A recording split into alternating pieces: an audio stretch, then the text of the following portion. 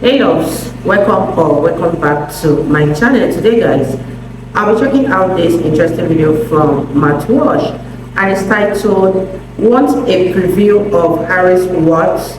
Look at the UK Tyranny." You guys, I'm excited for this, and if you're yet to subscribe to this channel, please consider subscribing. Give this video a massive thumbs up, comment, share, and all that good stuff. And without much ado, let's see what Walz has for us in this video. When several children were stabbed to death while attending a Taylor Swift-themed dance class in the UK late last month, British politicians and media outlets immediately went to great lengths to absolve themselves of any responsibility. They declared that decades of unrestricted mass migration couldn't possibly be the reason that 3 young girls were dead and many more were critically injured. The fact that the alleged killer was born in Britain to Rwandan parents who somehow ended up in Britain, the government insisted was completely irrelevant.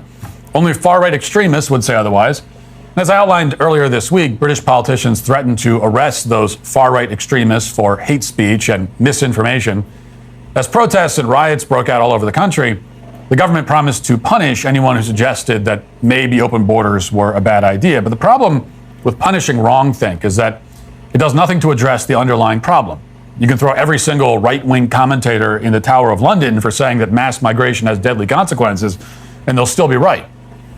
And children will continue to be targeted because of the barbaric ideology that Europe's leaders have deliberately imported from the third world.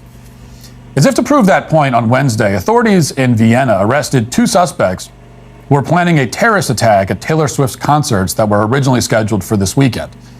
Concerts have been canceled, apparently because the threat remains high. One of the suspects is reportedly 19 years old and pledged allegiance to ISIS. The police are apparently looking for at least one additional suspect. Bomb-making materials are involved, and beyond that, we're not sure exactly who these suspects are at the moment because the authorities won't say. Watch. We have some breaking news for you. Austrian police say they have arrested 2 people suspected of planning an attack at a Taylor Swift concert in Vienna, Austria. Officials say a 19-year-old suspect made, quote, concrete preparatory acts for a terrorist attack.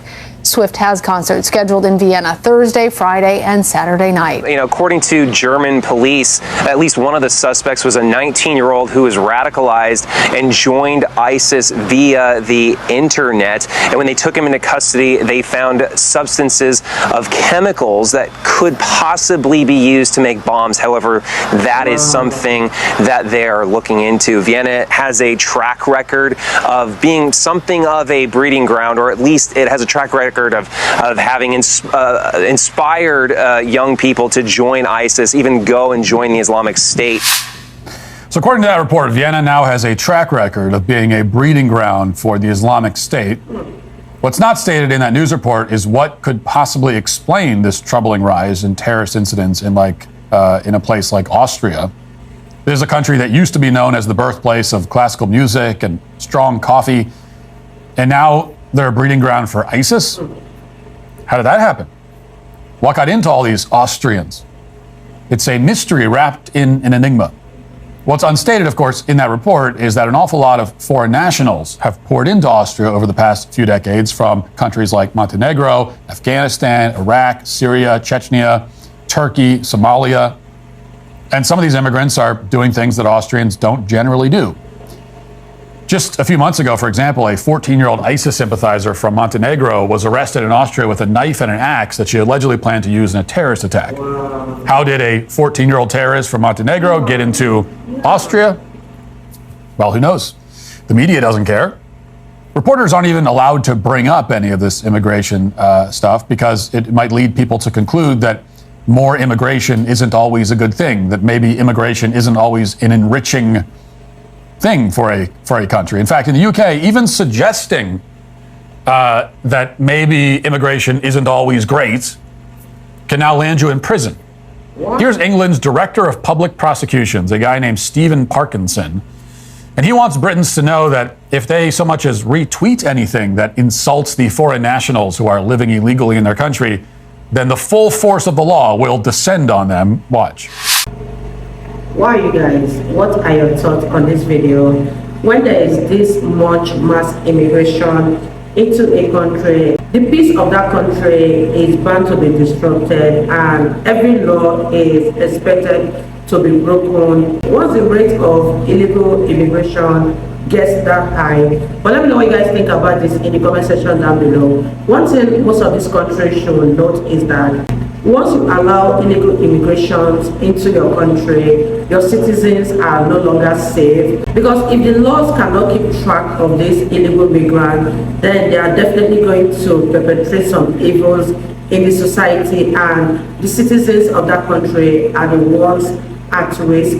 Leave your thoughts in the comment section down below, and let's continue watching, you guys. The offence of incitement to racial hatred involves publishing or distributing material which is insulting or abusive, which is intended to or likely to start racial hatred. So if you retweet that, then you're republishing that, and then potentially you're committing that offence. And we do have dedicated police officers who are scouring social media. Their job is to look for this material and then follow up with identification arrests and so forth. So it's a really, really serious. People might think they're not doing anything harmful. They are, and the consequences will be visited upon them. Consequences will be visited upon them. So, you know, you've got children being stabbed to death, but what they're worried about, they have a dedicated police officer scouring social media to find mean comments about immigrants.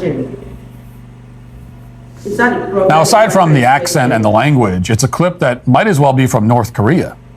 Instead of having teams of police officers deporting some of the illegal aliens who are living in Britain, which would actually accomplish something productive, the British government is spending its time scouring Twitter looking for retweets they don't like.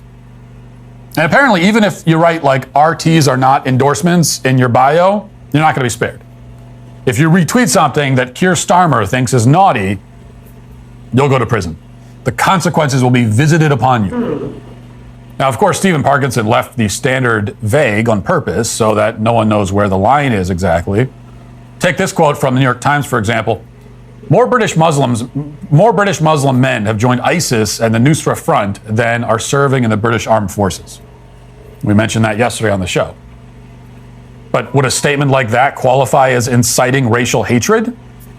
It happens to be a factually true statement, as unbelievable and incredible as it may seem, that there are more British Muslims that are interested in joining terrorist groups than fighting for the British Armed Forces. But are you allowed to at least point that out? What if you point it out and don't even comment on it? What if you offer no commentary? You just say, here's a thing that's happening. Well, that might be against the law now, because it may lead people to conclude that Britain's immigration policy isn't the best. So maybe you can't retweet that or say it. Nobody knows. It's a completely subjective standard that's clearly designed to terrify people into submission. They don't want to make people afraid to. They want to make people. They don't just want to make people afraid to speak their mind. They also want to make people afraid to agree with someone else who speaks their mind. Yeah. So it's about terrifying you into silence, and also part of terrifying you into silence is letting you know that you'll be isolated. That if you go out on a limb and you say something that the authorities don't like, not only are they going to come after you, but other people are not allowed to even agree with you or amplify what you said. Yeah. So you're going to be alone on an island. That's the idea. Wow. They're going several layers deep in order to censor dissent, as all illegitimate regimes do. Pretty soon they'll be rounding up the family members of anyone who likes a tweet criticizing Keir Starmer. Now, if this were happening in any other third world country, the State Department would immediately condemn this as a flagrant abuse of human rights. The UN Security Council would hold a meeting. We might even invade so that we can spread freedom and democracy. We'd find like rebel groups that want to take over the government. We'd give them money and guns to do it. But because Britain is supposedly already a first world country, and also because they sit on the Security Council, no one says anything. Britain, like Canada, has descended very sharply and very quickly into totalitarianism. The government can tolerate the murder of children. It can't tolerate criticism or even retweets of criticism. You guys, what are your thoughts on this video? It's very, very obvious that the British government do not care about its citizens. Because how can you not take criticism when it is very important People are being stabbed up and down. Some people have lost their life, and you don't even care. Instead, all you care about is arresting people that are making mean tweets about these illegal migrants. Leave your thoughts in the comment section down below, and let's wrap this video up, you guys. The rapid collapse of both Britain and Canada raises the obvious question of whether and when a similar collapse might happen here. And there's one clear indication that it might come sooner than we think. Yesterday, I spoke at length about Tim Walz, who's repeatedly lied about his military service record. His lies have been exposed, for the most part, because of free and open discussion on social media. And there's no doubt that if he gets into the White House, Tim Walz will do everything he can to shut down those discussions. He said as much in 2022 during an interview with MSNBC. Listen. I think we need to push back on this. There's no guarantee to free speech on misinformation or hate speech, and especially around our democracy. There's no guarantee to free speech on misinformation or hate speech, and especially around our democracy.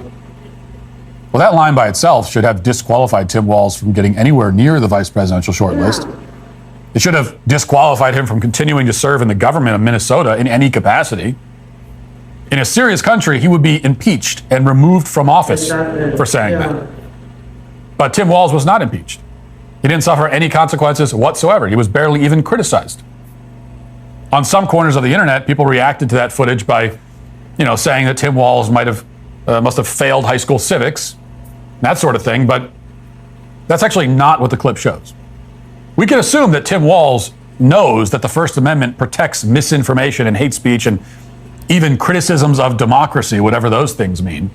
Which, by the way, if you're saying First Amendment does not protect your right to engage in hate speech against democracy, what does that mean? He means the government. So he just pretty explicitly said that you do not have the First Amendment right to criticize the government. Can you imagine? Now, in fact, if the First Amendment does not protect so-called hate speech and so-called misinformation, then it doesn't protect anything. Yeah. After all, something is labeled misinformation if some people, especially powerful people, claim that it's untrue or inaccurate. And something is labeled hate speech if some people, especially powerful people, claim that it's morally repugnant and offensive. So if the First Amendment does not cover misinformation and hate speech, that means that we're free to say anything we want, as long as it's not something that powerful people consider wrong, inaccurate, offensive, or outrageous. Which is to say, we don't have free speech or anything approaching free speech.